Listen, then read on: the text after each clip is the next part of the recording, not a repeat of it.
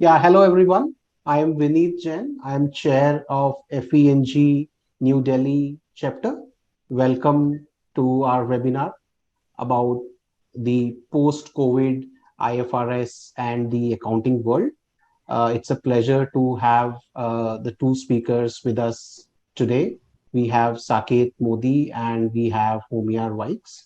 Saket, is a director in a global financial consulting firm, and Homiyar is part of CFO at a company called ED&F Man. It's into agri trading, and the topic largely, as you could see from the summary we had shared. So, like everything else, IFRS and the accounting world also has got impacted post COVID. There are far reaching implications and consequences which are coming out, a lot of them not even quantified, analyzed, and properly accounted for, leave alone anything else. So our speakers thought this to be the best topic which we could deliberate today. So without much ado, I would invite Saket and Homiyar for this discussion. So I'll appreciate everyone's time and involvement for this webinar. Thank you. Saket, over to you, please. And thank you so much for coming over. Thanks, Homiyar, to you as well.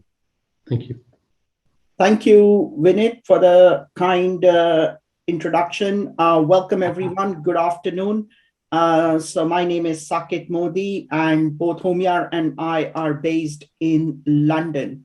And, in fact, it reminds me, just under 2 years back, we had done a session on IFRS, which was more about the impact of COVID-19 on financial statements, which was for FENG UK.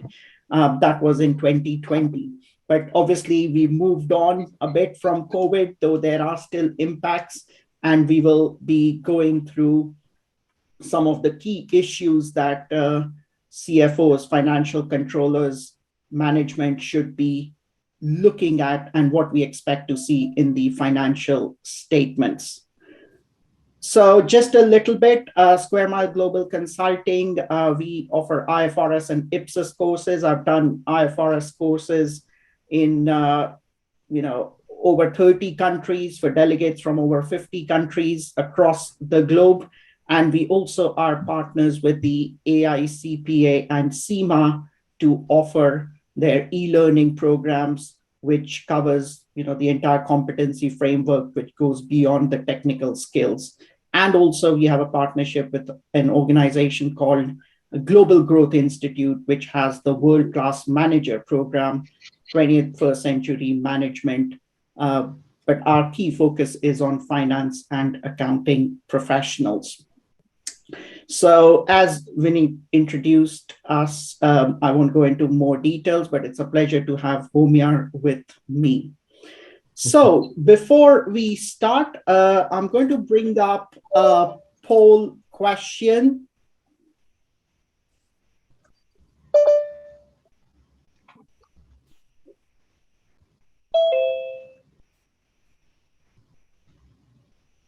And you should be able to see a poll question. How do we answer that? I'm sorry. So if you just select one of the options and then submit. Because Vinny, you're a co-host, you cannot answer. Oh, really? Okay. Conflict of interest, is it? That's fine. By the way, I am B, intermediate. Okay, just give you 5 more seconds.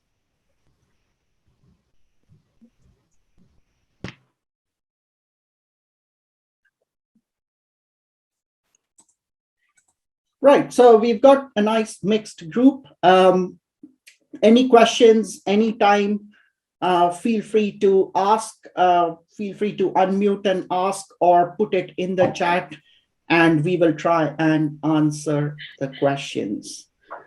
So obviously we know in the last 2 years, the world has changed a lot, and without a doubt, there has been an impact on what we see in the financial statements, in the financial reporting world.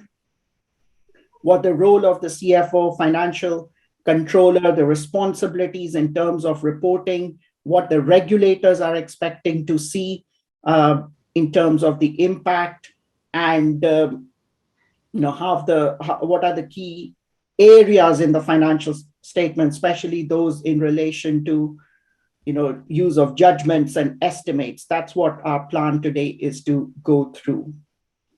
And the key issues that we will discuss are going concern and also some of the measurement aspects. So for example, impairments, which is your physical assets, but also the loan impairments. We will go through leases, what impact some of the leases, what impact has been on some of the leases, and then we will also touch upon a bit around the high interest inflationary environment. So with that, I'm going to hand over to Homiyar, who will take you through the going concern part. Yeah. So Homiyar, do you want to share the screen? Yep, we're coming up. Perfect. So the reason I'm sort of starting with going concern is it sort of encompasses everything that happens in those financial statements. And for practitioners like me, as group controllers, CFOs, we look at this aspect perhaps more from an audit point of view, but definitely this has real business relevance to us, and it affects a lot. You don't need to do a going concern assessment to figure out you're a going concern. You pretty much know the answer before you even get to that assessment. But the reason this is important is because it has relevance to the audit sign-off, which could have relevance to your covenants, your loan agreements, and so on. So I'd like to sort of say, it's not the impact of COVID-19 has changed things in a massive way, purely because historical information is no longer relevant. For those of you who buy financial products in the UK, you often see this little footnote there: past performance is not a guide to the future. And that is incredibly true for what we're doing now. A lot of numbers, a lot of businesses look at 19, which is the last sort of normal year, if you can call it that, before COVID hit. While it is a good guide and a comparator, I'm not sure it's so relevant in terms of what the future business looks like. Because a lot has changed, a lot of demand has shifted, a lot of underlying aspects and your business drivers have changed quite dramatically. For example, in one of our businesses, coffee, we saw a big shift in out of home, which is what you could buy at Starbucks, to in-home segment, and more premium in in-home segment. So everybody thought during the lockdown they could be better baristas than Costa or Starbucks or whatever. But that didn't happen, and ultimately they've come back. But that comeback to out of office is not as significant as it used to be, because more people are not coming back full time, and more people are cutting back on the amount they spend on coffees, because at least in London, every time you pick up a cup, it's like £3. It really brings it home. So that past guide, that 19 year, doesn't look particularly relevant for projecting demand for the future. And that's true for almost all the underlying assumptions as you go through your going concern assessment. But I would say keep an eye on some of the key elements of it, which is looking at multiple scenarios. And while this says going concern assessment to get you over the line from an audit point of view, I'm sure you need to do this from a business point of view as well. So forgive the more accounting emphasis on it, but this is really a business issue which we all need to grasp with in some shape or form. We need to do more sensitivity analysis to see what's going to happen. Length of the downturn. I mean, the length of the downturn and speed of the recovery, it can be very, very different in different parts of the world, different parts of the country. And impact of government policies, this is becoming less and less relevant, purely because everybody thinks once it's vaccinated. And to be fair, all the governments are pretty bored of trying to control the population and enforce lockdown. Having said that, just this morning, in Britain, they are considering some form of restrictions if the cases keep rising to protect the NHS. Having said that, I think the key thing about going concern more than anything else is the disclosure you need to do. And the disclosures can be extremely elaborate, extremely detailed, but those are required. And the more you do that, the better it gets. One of the good disclosures I saw recently, outside of the one I'm just going to discuss, is a company called Merlin Entertainment. They have these amusement rides. So they own Alton Park and Madame Tussauds and all sorts of attractions around the world. How they showed it in their 20 and 21 accounts was quite a revelation. Especially the 21 accounts, they explained their downside sensitivity so very well. They explained what's going to happen, how things are going to change, and how the different kinds of their product lines, like resorts versus short stay places like Madame Tussauds or other museums will behave, and demand there will behave. I've taken the example of Rolls-Royce, not because it's a somewhat glamorous brand, but it's also has some very good disclosures around going concern and around COVID-19, particularly in relation to what they did in 20 accounts as well as what they did after that. I found their investor presentation in June of 2020 excellent. It shows how well a company which is in serious trouble. I mean, if you're standing in May, June 2020, there's not many planes flying, not many engines making money. It was a very difficult time for Rolls-Royce. So how they communicated with the market, that investor presentation was quite exceptional. Sorry, Homiyar, can I interrupt? Can you just share your screen, like make it full screen? This is full screen. Because we don't see that, so. Oh. Yeah. What he's saying is on the side, you had the different future slides instead of just the one slide. Let me just try and do this. Now, does it show? No, you can't see it now. No. Well, that's strange. Rolls-Royce in 2020 going concern assessment. Let me try this again. Sorry. Windows. Let's do that. Does this work? Yeah, but if you make it full screen, so we see all those slides on the left also. So if you make it full screen. Can you see my full screen now? No, we don't. We're still seeing the screen, but we're also seeing all the little screens on the one side. Oh, that's. You need to click under slideshow and then take it from there. Does that work? No, if you click on slideshow and then current slide, does that work?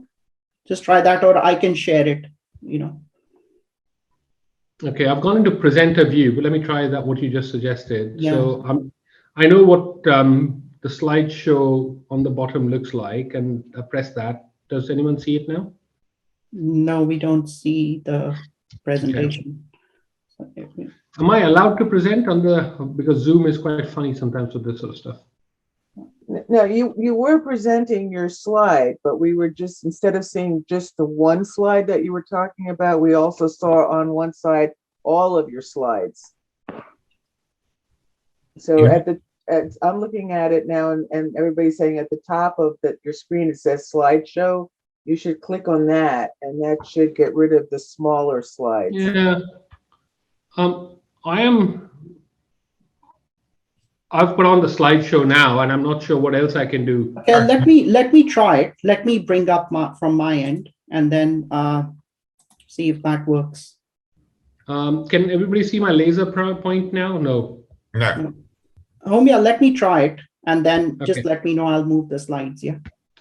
Fine. I'm gonna get out of this. It's.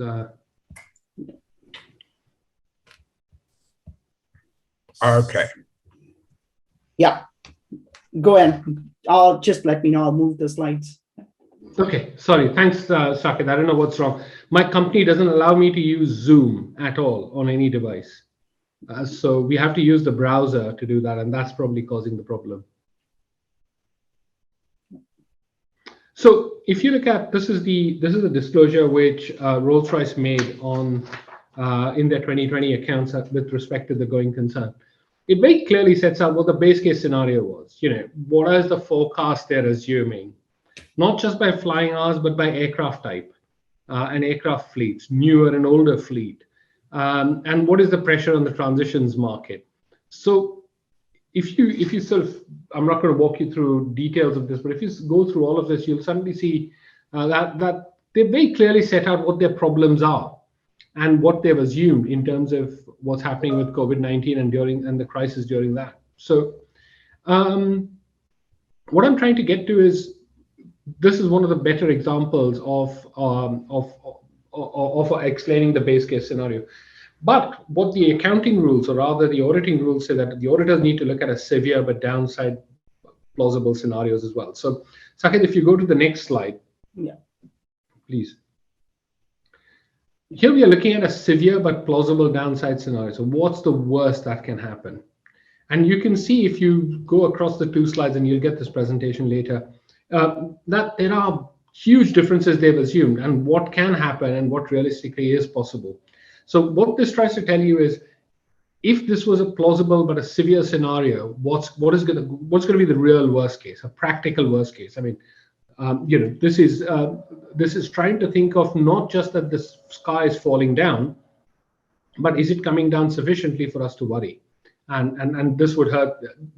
Under this scenario, Rolls-Royce would default on a lot of things, not just their debt.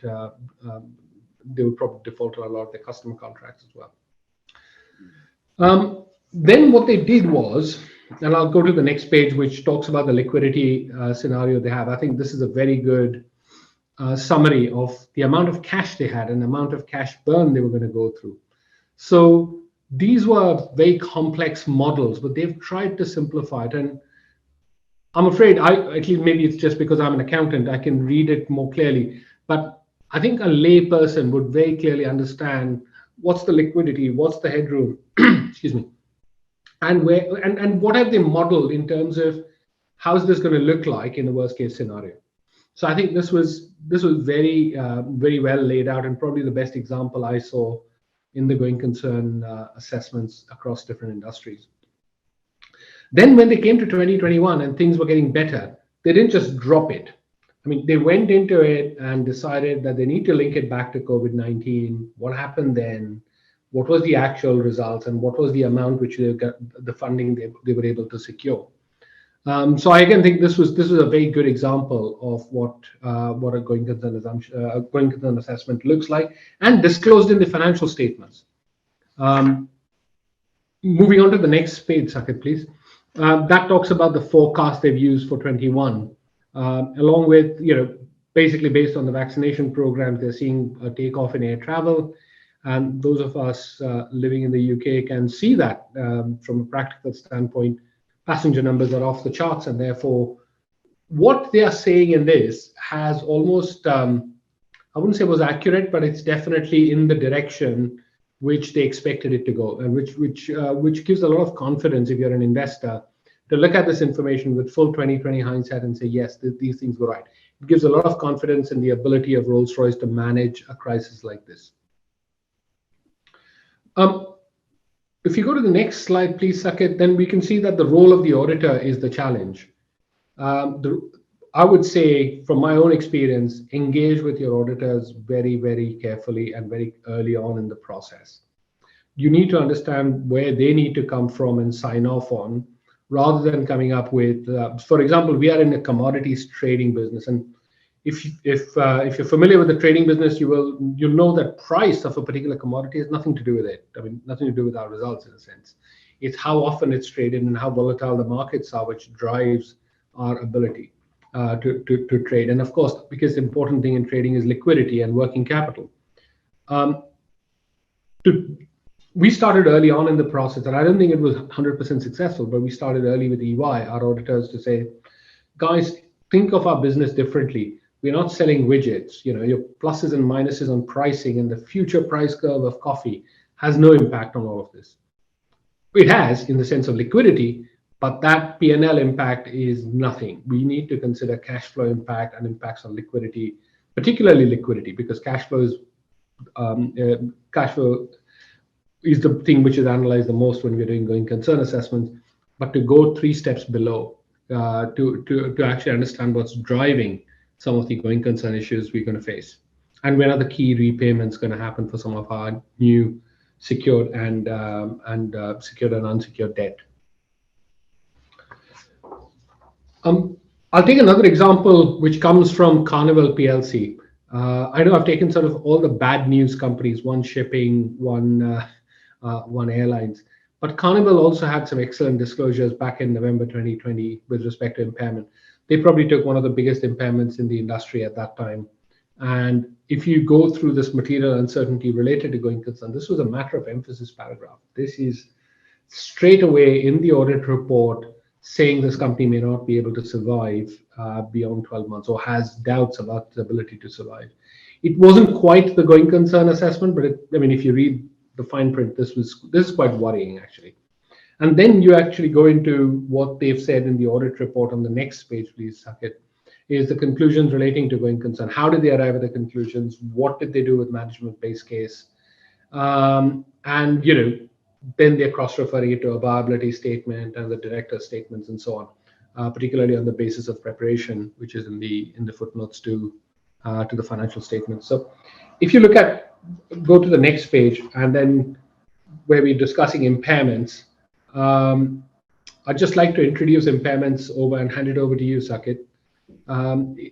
This had a big impact on Carnival, and the ability to identify that early on, engage with your auditors, and then agree that because if you're a listed company, you need to start, even if you've taken a huge amount of debt, you need to start communicating with your stakeholders and investors very early on. Preparing for that year end, preparing for that close is going to be very, very critical in the post-COVID period, because some of these issues have just not gone away. If you look at some of the issues underlying how the assessments are done by auditors, that's not changing anytime soon. And if you're looking at your future results, they're not going to be dependent on what you've seen in the past. So you should build robustness into your process of cash flow forecasting and projection of your future performance, purely because a lot of the underlying things which you've used and taken for granted year on year have changed quite fundamentally. Either if you're a shipping company now, your demand is completely off the charts. So what are you going to do with impairment, which you had booked, say, 5 years ago or 3 years ago, when you had huge surplus capacity in a cargo, in a box ship industry? That does it have to be reversed? Do you have to do something differently? And how is that going to impact, and how are you going to communicate that with your different stakeholders? So over to you, Saket, for impairment. Yeah, thank you, Homiyar, for that. So, going concern, impairment of assets, IAS 36, those have been quite big areas of focus for many industries in the last couple of years.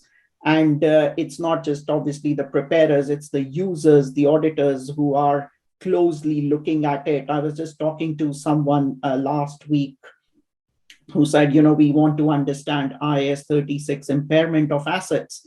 We don't really have that big levels of impairment, but I think we need to do more work to satisfy the auditors that there is actually no impairment. So COVID-19 obviously has been an indicator of impairment. And just to recap on the key principle here, it is, when your recoverable amount is lower than the carrying value, either on an individual asset basis, or you could do it on a group of asset, or what is referred to as a cash generating unit basis. And the recoverable amount, how do you recover the value of your asset? It's through sale in the market, so fair value kicks in, or it's the value in use, which is like your present value of the expected net cash flows.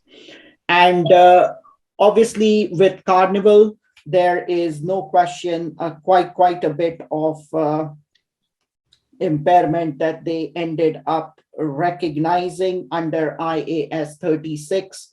You can see there was $1 billion in 2020, and that wasn't the end of it, another 600 million in 2021. So an extreme example, but as you can see, this is one area where there is some estimation required, judgment required, assumptions to be made, and more disclosures that are expected in the financial statements. So this is the note on property, plant, equipment. And you can see here, there is the ship impairment going through the financial statements, reducing the value of the asset. So almost about 1.5 billion of ship impairments. And then they have mentioned about the COVID-19. It's an indicator of impairment. It does affect the business because, the cruises, they were just not happening. We've got back to normality, but how many people are actually right now going on cruises or thinking about going on cruise? Well, there are people, but, it's probably not as much. So they have identified the impact on business operations, valuation of investment in subsidiaries, impairment of ships, collectability of trade receivables, all of those areas which are impacted by COVID-19. And acknowledging that there are estimates and underlying assumptions driving the measurement. But key areas of judgment and sources of estimation uncertainty that Carnival's identified, and this is actually 2021. So you can see here a bit around COVID-19 and liquidity, but then you have valuation of ships, and then also around the impairment. Yeah, and within impairment, you obviously are looking at things like the useful life of the ships, the residual values, have they been affected? What is the market for selling ships if they want to get rid of it? And what will be the timing and pace of return to, the guest cruise operations? Are people going to get back on cruises or probably prefer to take other holidays and leave cruises for later once we get back more to normality? So quite a lot of areas of judgments, estimates, and there is a lot disclosed in the financial statements of Carnival PLC. So here they have mentioned a little bit initially about the principles around IAS 36 impairment, the determination of recoverable amount, and in most of the cases that the impairment was based on the ship's estimated selling value less cost of disposal and how much impairment is recognized. But Homiyar also mentioned about sensitivity when he spoke about going concern. And this is one of the useful disclosures that, look, we made all these assumptions and estimates, but if there was a different scenario, if our estimates or assumptions were slightly different, the actual scenario was slightly different to our assumptions and estimates, what will be the impact? So a disclosure a bit here is around a 5% reduction in capacity in service as a consequence of possible disruptions. An increase in discount rate by 10 basis points would lead to an additional indicative impairment of $101 million against other long-lived assets. So that's quite a useful disclosure to understand what if the actual scenario was different to our assumed scenario or scenarios. And then, sorry to interrupt, but the last paragraph is quite important as well, purely because when you compare, the recoverable amount is the higher of fair value less cost of disposal or value in use. The above assumptions, one of the things which sort of is missed out in the Carnival disclosure, I felt, was they've not discussed whether the recoverable value is based on fair value, or rather they've said cost and value in use, but they've not categorically said this is value in use, or is it fair value?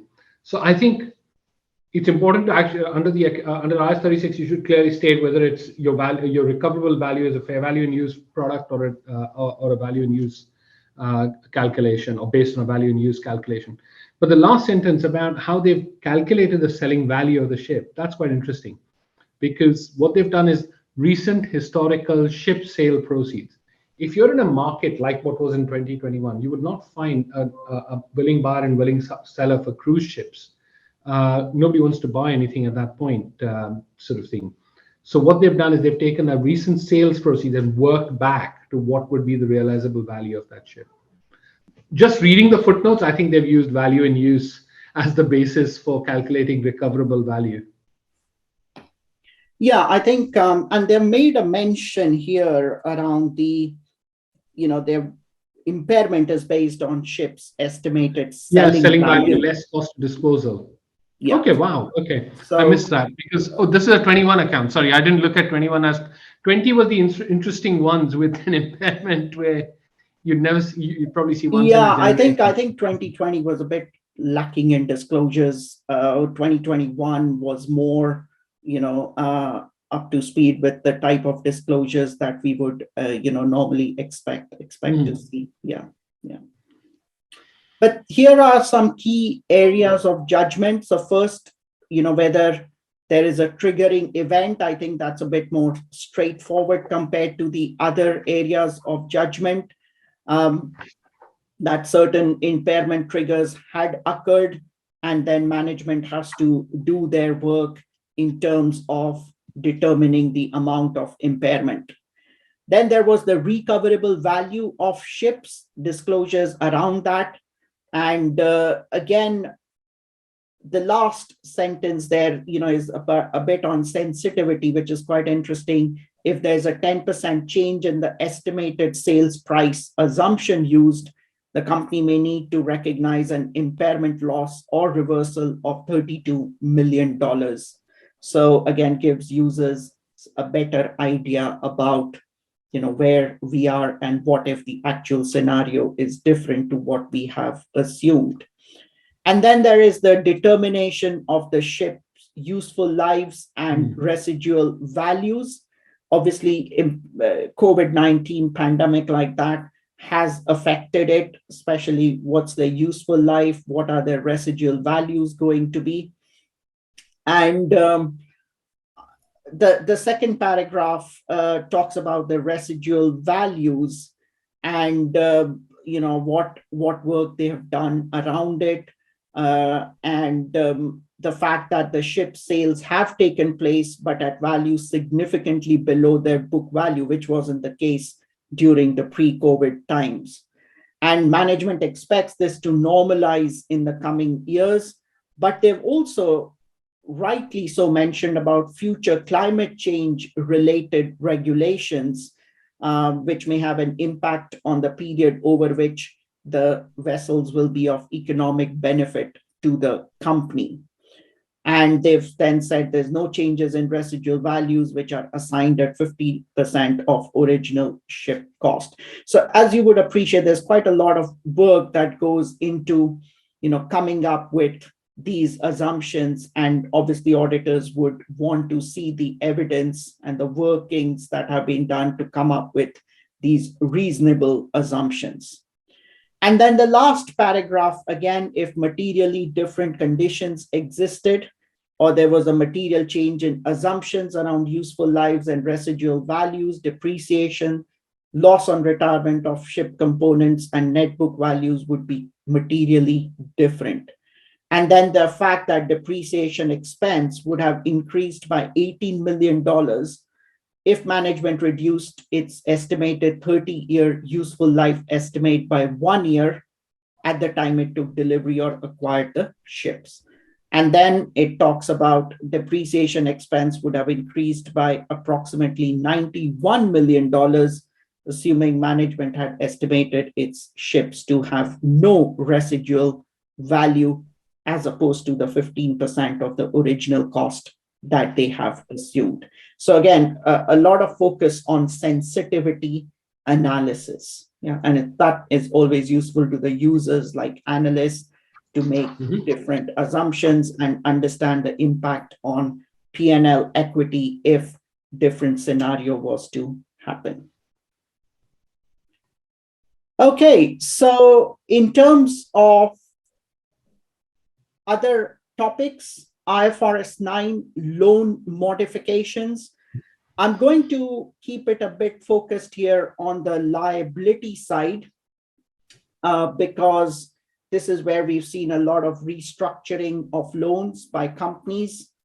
And in terms of what the principle is, we need to determine if your loan liability, if your borrowing is restructured, what we are required to do is determine first if that modification is substantial or not, how significant material it is. And if it is substantial, then we have one set of rules to follow. If it is not, then we need to do something differently. So just quickly recapping on that. First, determine if the modification is substantial or not. And for that, we go through what is called the 10% test. Yeah. So what is called the 10% test? If the PV of the cash flows is different by 10%, the carrying value and the revised cash flows, if you PV those, it's 10% different, then we say the modification is substantial. It could be substantial because of significant changes, more so in qualitative terms. And if it is substantial, then we de-recognize the existing liability and recognize a new liability. And what that means is any costs or fees which are not yet amortized would form a part of gain or loss on extinguishment. And you could see quite a lot of costs going through the P&L as a result of the modification being substantial. And thing to watch out for is if you're in a distressed debt situation. So if you're in a situation where your debt is extremely poorly rated, you're almost to almost a junk level, or you have a debt where you're going through a very difficult renegotiation process, close to a Chapter 11 in America, or what's called a scheme of arrangement in the UK, and similar restructurings which are allowed in the Indian restructuring law. Where you see that, this is something to be very, very careful about. And the reason is, if the financial liability modification, firstly, this 10% test has to be carried out on the date of the modification. So the actual date of the modification is when the test has to be carried out, when it's effective from, and compare the two cash flows. But if it is substantial, then a whole gain or loss can come through the P&L. And in my experience, that can bring a big surprise. Say you had an old debt which was expensive, you've capitalized a lot, not capitalized, but your debt issuance costs on the balance sheet are quite significant relating to that debt. You've now renegotiated, you've extended the tenure of that debt quite significantly, you changed the percentage terms, and it smells like a substantial change because you need breathing space to restructure the business. You're almost always going to end up with a substantial liability. So of course, it's all non-cash, but you need to prepare your P&L to take that hit of the gain or loss on extinguishment of that debt. So I think it's important to bear that in mind. Yeah, great. Thanks, Homiyar, for the insights. And if it is not substantial, in that case, we need to PV the revised cash flows, and any difference will be in the P&L, but any costs or fees will adjust the carrying amount of the liability. So in effect, you would update the EIR that is used going forwards. IFRS 16 is about leases. Most leases are on the balance sheet now as right of use asset and lease liability. Now, what happened during COVID was, in case of certain industries, especially let's say retailers, there were rent concessions agreed between the lessor and the lessee.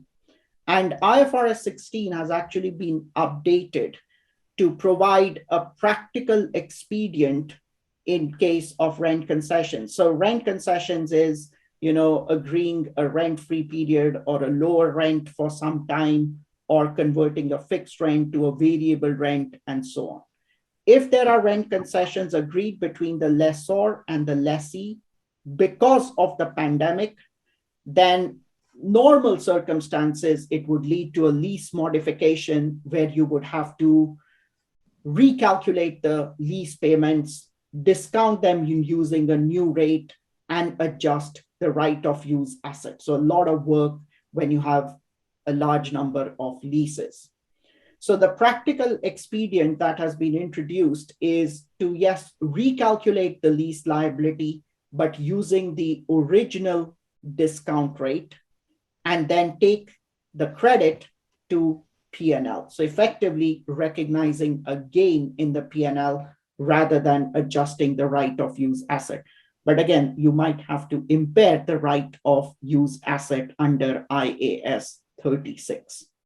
This is if certain conditions are met, but the reason for those is to make sure that these rent concessions and the benefit of practical expedient is taken only in case of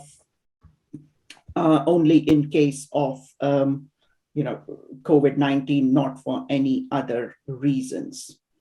So let me just quickly bring up a very simple poll question.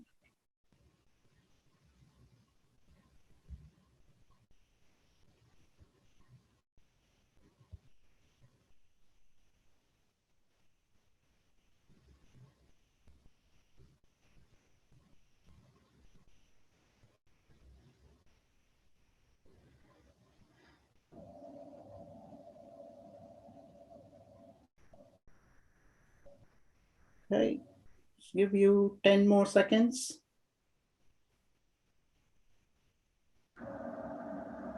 Do right of use assets need to be tested for impairment under IAS 36 if there are indications of impairment? And I will end the poll now. Yeah, so they do need to be tested for impairment under IAS 36.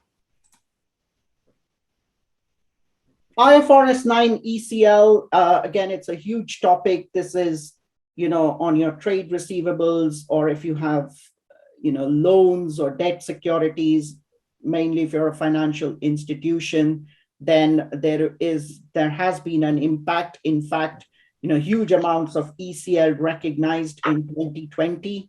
And then we've also seen reversals in 2021 because a lot of those indicators that would have meant, significant increase in credit risk no longer existed. So if there is a significant increase in credit risk on, say, loans or debt securities since initial recognition, then lifetime ECL is required, even though there is no default. But then when do we move back to 12-month ECL? Yeah, and again, we've seen that happen with financial institutions. But again, an area where there is assumptions, there is judgment that need to be made. So perhaps even some policies that are required in terms of movement between the stages. So something, key, important to bear in mind. So let me just bring up another poll.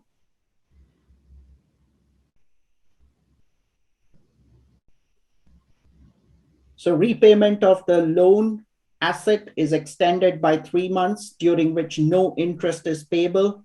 Which one of the following is correct?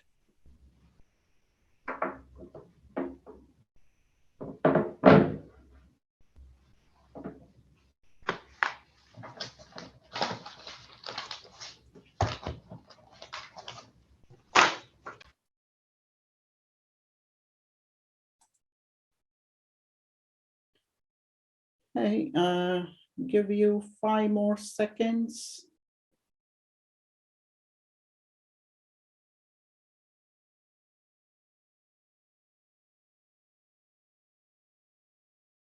Right, I will end the poll. So when we look at loan asset and it being recognized at amortized cost, it's the present value of the future cash flows discounted using the original effective interest rate. And if the loan asset the loan is going to be repaid 3 months later and we are not compensated for that, in that case, there will be a loss. The carrying value will be lower and there will be a loss that is recognized in the P&L. Yeah.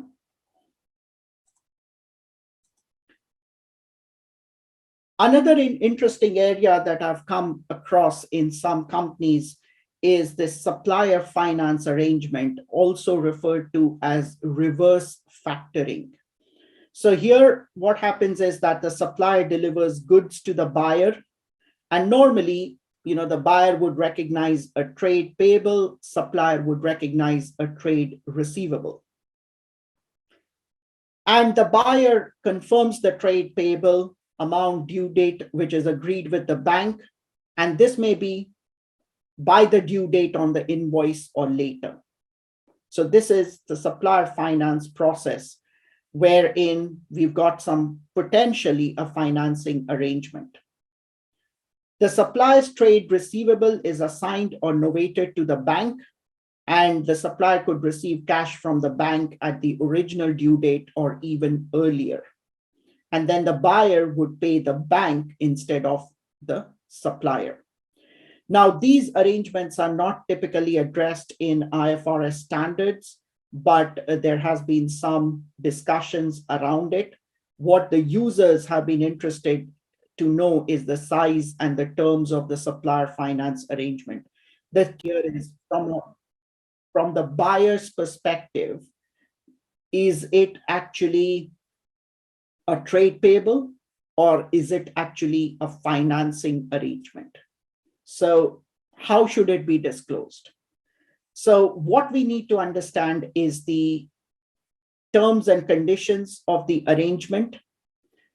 And the various scenarios could be if buyer enters into an arrangement with certain suppliers and negotiates the terms with the bank to improve its working capital position, so the buyer's working capital position, then the buyer is actually obtaining additional financing. If the purpose is to assist the supplier in obtaining affordable finance and the supplier negotiates the terms with the bank, then the buyer's liability is more like a trade payable rather than financing. And substance of the contractual terms of the arrangement, including the payment terms, are similar, then you would disclose as trade payable. But again, whether it's trade payable or financing as in a loan, we would need appropriate disclosures for users to understand the key terms and conditions. And there is actually an exposure draft around supplier finance arrangement. So we might expect, to see in a few months' time or next year, something from the IASB around the disclosures required in respect of supplier financing arrangements. Okay, so with that, I will hand over to Homiyar to go through our current environment, high interest rate and inflation. Yes, this is rather current as a topic for everybody, I think, personally and professionally, at least in our world.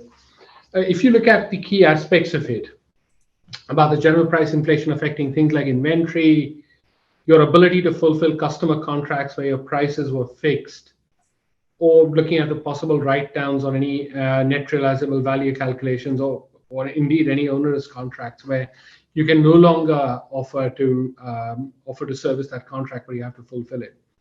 So those are the key aspects, those are the ones where we need to start thinking about rather, pretty quickly, particularly where your rent agreements in the retail business or in any office environment where you have an expensive office can get affected by inflation-related adjustments. Those ones will definitely affect your cash flow, will have implications on your going concern assessments and your forecasts. Some of the longer-term supply contracts, you might need to see whether they have any potential accounting implications from resetting of prices. Do you have price reset clauses within those long-term contracts? I think the bigger impact will come on things like an impairment analysis, particularly in assets where you had very thin headroom before. So you were just about making it to the positive side, when you did your net present value calculations and you use that as the fair value less cost of disposal as your basis, or value in use as a cost of basis for getting through your impairment testing. Those ones will probably get impacted because this increase in interest rates. One can try and manage the impact of that, and I'm just saying manage temporarily from a weighted average cost of capital perspective or the discount rate calculations, but it'll only get you so far. Ultimately, you need to look at this more carefully, purely because that will affect all those calculations. Pension liabilities are the same. Pension liabilities with the higher interest rates will fall, so that's a bit of a tailwind, but it will still require contributions to your pension plan, perhaps a smaller contribution. Unfortunately, if you're doing a triennial actuarial valuation, you can't just take comfort from it now, but you'll need to think about it, what it's going to look like in 3 years' time as well, from a contributions point of view. The other thing is, we need to look at is the employee wages, how the impact of higher wages is going to get affected, if there is going to be higher wages at all. Of course, most of the fair value instruments or fixed income instruments will have interest rate impacts embedded within that. Higher interest rates may give you a very different accounting outcome than you thought it was this time last year. The other point is more general, in the sense that any PV calculations are going to get impacted. So just watch out for some of those before you sort of conclude that you don't have an impairment. Again, the idea is that you start on this rather early in the process than coming down pretty late in it. With that, I'm going to hand over to Saket to look at the overall summary and then open up to any questions anybody might have. Right, great. So yeah, just to recap, we have looked at going concern, IAS 36 impairment, and a quick overview of the impacts, IFRS 9, loan modifications, leases, rent concessions, supplier finance arrangements, and the impact of inflationary high interest rate environment. So thank you so much for attending. Please do feel free to connect on LinkedIn and stay in touch. Thank you, everyone.